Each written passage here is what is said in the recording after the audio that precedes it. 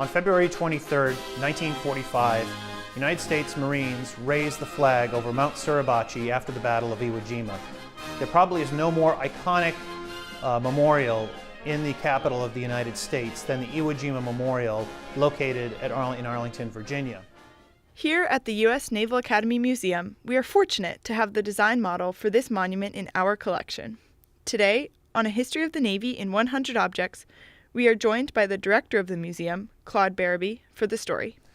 This sculpture here is one of the models that the sculptor Felix de Weldon used, and in 1946 he presented this model to the United States Naval Academy Museum, where it is here on the first deck in our World War II area. Probably no image, no event better captures the teamwork, the dedication, and the fight of the United States Marine Corps than this image. In these images, we see Felix de Weldon in the center here in the dark suit, and he is presenting this sculpture to the Naval Academy Museum. To the far left is General Vandergrift from the United States Marine Corps during World War II.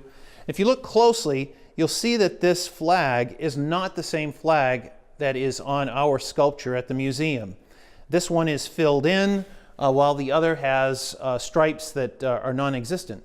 So what happened was Felix de Weldon donated this to the museum and afterward changed out the flag because he thought it was more appropriate that it reflected the actual Iwo Jima memorial. The model was designed to commemorate the sacrifice of those U.S. Marines on the island of Iwo Jima. The 36-day assault resulted in more than 26,000 American casualties, including 6,800 dead. The goal of the attack was to capture the entire island, including 3 Japanese-controlled airfields. This would provide a staging area for American attacks on the Japanese home islands for the rest of the war. The Battle of Iwo Jima was some of the fiercest and bloodiest fighting in the Pacific theater of World War II. Japanese positions on the island were heavily fortified, and miscalculation of the beach landing conditions led to an underestimation of the cost of victory. The Americans battled with the Japanese, who had tunneled underground networks and heavily fortified the island. However, the Americans did have complete air superiority and were supported with naval artillery from offshore. This made success likely, but at a high human cost. The Japanese were outnumbered, outgunned, and outsupplied.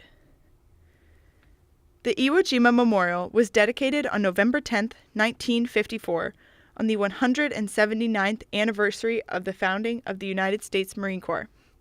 The sculptor, Felix de Weldon, spent 3 years creating a full-size model in plaster, then casting each piece separately in bronze. The monument in D.C. can evoke contemplation of these U.S. Marines' sacrifices, but, as a 1945 newsreel announced, it is the blood-soaked volcanic ash that will live forever as their monument. Thank you for joining us today on A History of the Navy in 100 Objects.